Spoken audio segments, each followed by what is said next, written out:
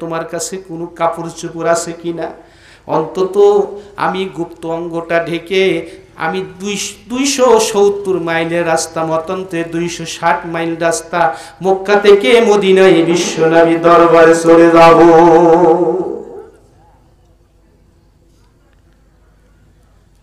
আল্লাহর নবীর কাছে যাব। মা, ইসলাম ধর্ম গ্রহণ করেছি, আমি আল্লাহর নবীকে ভালোবাসি, নবীকে ছাড়া কিছুই বুঝি না, সেই নবীর চেহারা আমি না দেখলে আমার ভালো লাগে না। ও মা, একটা কাপড় আমারে দিয়ে দাও। মা চোখের পানি ফেলে ফেলে কান্দে। এরকম করুণ কাহিনী যদি কোনো মায়ের কাছে ছেলে বলে, বলেন তো ওই মায়ের মন কি ঠিক থাকতে পারে? মা চোখের পানি ফেলে কান্দে আর কয়, বাবা আজকে যদি তোর আব্বা বেঁচে থাকতো এরকম নিষ্ঠুর আচরণ তোর চাচা তোর নিকট করতে পারত না। একটা সাধারণ একটা চাদর মা ঘরের ভেতর থেকে বের করে দিলেন।